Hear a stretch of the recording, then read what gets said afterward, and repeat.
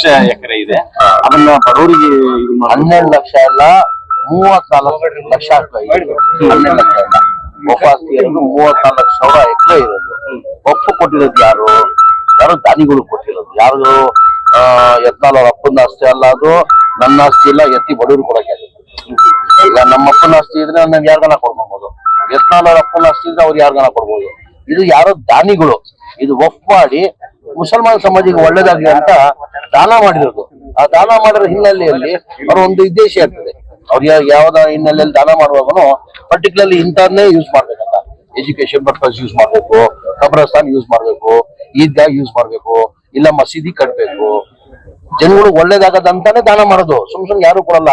ಏನಕ್ಕಂದ್ರೆ ಅವ್ರ ರಿಲೇಷನ್ ಇರ್ತಾರೆ. ಅದ್ ಬಿಟ್ಟು ಏನಕ್ಕೆ ಇದ್ ಮಾಡ್ತಾರೆ? ಅವ್ರ ಆಸ್ತಿನೋ ನನ್ನ ಆಸ್ತಿ ಇದ್ದಿದ್ರೆ, ನಮ್ಮ ಅಪ್ಪನ ಆಸ್ತಿ ಇದ್ದಿದ್ರೆ ನಾವ್ ಯಾರಿಗಾನ ಹಂಚ್ಬೋದು.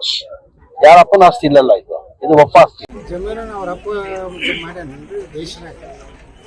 ಅವ್ರಿಗೆ ಪಾಕಿಸ್ತಾನ ತವಾಗಿ ಹೊಡೆದು ಕೊಟ್ಟೈತಲ್ಲ. ನೆಹರು ಮಾಡಿದ ದೊಡ್ಡ ದೊಡ್ಡ ಅನಾಹುತ ಅಂದ್ರೆ ಈ ದೇಶನಾಗ ವಕಫ್ ಅನ್ನುವಂಥದ್ದು ಒಂದು ಕರಾಳ ಒಂದು ಕಾನೂನು ತಗೊಂಡ್ಬಂದು ನಮ್ಮ ದೇಶದ 12 ಲಕ್ಷ ಎಕರೆಗಿಂತ ಹೆಚ್ಚು, ಕರ್ನಾಟಕದಲ್ಲಿ 56,000 ಎಕರೆಗಿಂತ ಹೆಚ್ಚು ಇವತ್ತು ಹಿಂದೂಗಳ ಜಮೀನುಗಳಲ್ಲಿಯೂ ಸಹ ವಕಫ್ ಅಂತೇಳಿ ಕೂರಿಸ್ತಾ ಇದ್ದಾರೆ. ಯಾರು ದಲಿತರು ಕಟ್ಟುವಂಥ ಮನೆಗಳ ಮೇಲೂ ಇವತ್ತು ವಕಫ್ದವರು ಖಾಲಿ ಮಾಡಿಸ್ಲಿಕ್ಕೆ ಪ್ರಯತ್ನ ಮಾಡ್ತಾ ಇದ್ದಾರೆ. ಗುಂಡಾಗಿರಿ ಮಾಡ್ತಾ ಇದ್ದಾರೆ ವಿಜಯಪುರ ನಗರದಲ್ಲಿ. ಈ ರೀತಿ ಈಗ ಆ ಕಾನೂನು ಪೂರ್ತಿ ಸಂಪೂರ್ಣವಾಗಿ ದೇಶದಲ್ಲಿ ಕಿತ್ತಾಕಬೇಕು. ಅದನ್ನೆಲ್ಲ ಕಂದಾಯ ಇಲಾಖೆ ಭಾರತ ಸರ್ಕಾರ ತಗೊಂಡು ಎಲ್ಲ ರಾಜ್ಯಗಳ ಕಂದಾಯ ಇಲಾಖೆಗೆ ಅದನ್ನು ಹಸ್ತಾಂತರ ಮಾಡಬೇಕು.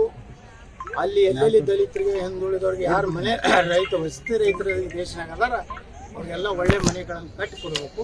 ವಕಫ್ ಈ ದೇಶದ ಹಿಂದಿನ ನೆಹರು ಮಾಡಿದಂಥ ದೊಡ್ಡ ತಪ್ಪನ್ನು ನಾವು ಎಲ್ಲ ತಿದ್ದಬೇಕಾಗಿದೆ. ಬಾಬಾ ಸಾಹೇಬ್ ಅಂಬೇಡ್ಕರ್ ಅವರ ಕನಸು ನನಸು ಮಾಡಬೇಕಾಗಿದೆ. ಹಂಗೆ ಕಾಶ್ಮೀರ 370 ನಾವು ತೆಗೆದೀವಿ. ಅಯೋಧ್ಯ ರಾಮ ಮಂದಿರ ಕಟ್ಟಿದೀವಿ. ಸುಮಾರು 850 ವರ್ಷಗಳ ಹಿಂದೆ ಏನೊಂದು ದೊಡ್ಡ ನಳಂದ ವಿಶ್ವವಿದ್ಯಾಲಯ ಏನು ಮುಸ್ಲಿಂ ಒಬ್ಬ ರಾಜ ಸಂಪೂರ್ಣ ನಾಶ ಮಾಡಿ ಅಲ್ಲಿ ಸುಮಾರು ತಿಂಗಳಾನುಗಟ್ಟಲೆ ಬೆಂಕಿಯಲ್ಲಿ ಎಷ್ಟೋ ಗ್ರಂಥಗಳು ಸುಟ್ಟೋದು. ಅಂಥದನ್ನು ನಮ್ಮ ಪ್ರಧಾನಮಂತ್ರಿಗಳು 850 ವರ್ಷದ ಆ ಒಂದು ಭವ್ಯವಾದಂಥ ವಿಶ್ವವಿದ್ಯಾಲಯ ಮತ್ತೊಮ್ಮೆ ನಿರ್ಮಾಣ ಮಾಡಿ ಭಾರತದ ಭವ್ಯ ಒಂದು ಜಗತ್ತಿಗೆ ತೋರಿಸೋಂಥ ಕೆಲಸ ಇವತ್ತು ಮಾಡಿದ್ದಾರೆ. ಅದೇ ರೀತಿ ನಾನು ಭಾರತದ ಪ್ರಧಾನಮಂತ್ರಿಗೆ ಪತ್ರ ಬರೆದಿದ್ದೇನೆ. ಈ ವಕಫ್ ಕಾನೂನನ್ನು ದೇಶದಿಂದ ರದ್ದು ಮಾಡಬೇಕು. ಇಡೀ 12 ಲಕ್ಷ ಎಕರೆ ನಮ್ಮ ಭಾರತದ ನಾಗರಿಕರ ಆಸ್ತಿ. ಇದು ಯಾವ ಮುಸ್ಲಿಮರ ಆಸ್ತಿ ಅಲ್ಲ. ಮುಸ್ಲಿಮರ ಆಸ್ತಿ ಗಾಂಧಿ ಮತ್ತು ನೆಹರು ಪಾಕಿಸ್ತಾನ ಅನ್ನುವಂಥ ಒಂದು ಕರಾಳ ದೇಶವನ್ನು ಮಾಡಿ ಕೊಟ್ಟಿದ್ದಾರೆ. ಅವರು ಅಲ್ಲಿ ಬೇಕಾದ್ರೆ ವಕಫರಿ ಮಾಡ್ಕೊಳ್ಳಿ, ಸುಡುಗಾಟ ಮಾಡಲಿ, ಏನೋ ಮಾಡಿ ಏನಂತಾರೆ ಕಬ್ರಸ್ತಾನ ಜಮೀರನ್ನ ಅವ್ರ ಅಪ್ಪ ಮಾಡ್ಯಾನ್ರಿ ದೇಶನಾಗ. ಅವ್ರಿಗೆ ಪಾಕಿಸ್ತಾನ ತವಾಗಿ ಹೊಡೆದು ಕೊಟ್ಟೈತಲ್ಲ. ನೆಹರು ಮಾಡಿದ ದೊಡ್ಡ ದೊಡ್ಡ ಅನಾಹುತ ಅಂದ್ರೆ ಈ ದೇಶನಾಗ ವಕಫ್ ಅನ್ನುವಂಥದ್ದು ಒಂದು ಕರಾಳ ಒಂದು ಕಾನೂನು ತಗೊಂಡ್ಬಂದು ನಮ್ಮ ದೇಶದ 12 ಲಕ್ಷ ಎಕರೆಗಿಂತ ಹೆಚ್ಚು, ಕರ್ನಾಟಕದಲ್ಲಿ 56,000 ಎಕರೆಗಿಂತ ಹೆಚ್ಚು ಇವತ್ತು ಹಿಂದೂಗಳ ಜಮೀನುಗಳಲ್ಲಿಯೂ ಸಹ ವಕಫ್ ಅಂತೇಳಿ ಕೂರಿಸ್ತಾ ಇದ್ದಾರೆ.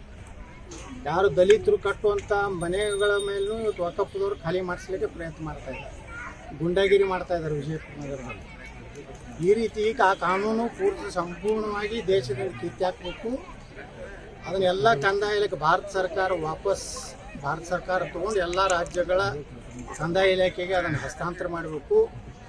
ಅಲ್ಲಿ ಎಲ್ಲೆಲ್ಲಿ ದಲಿತರಿಗೆ ಹಿಂದುಳಿದವ್ರಿಗೆ ಯಾರು ಮನೆ ವಸತಿ ರೈತರು ಈ ದೇಶನಾಗ ಅದಾರ ಅವ್ರಿಗೆಲ್ಲ ಒಳ್ಳೆ ಮನೆಗಳನ್ನು ಕಟ್ಟಿಕೊಡ್ಬೇಕು. ವಕಫ್ ಈ ದೇಶದ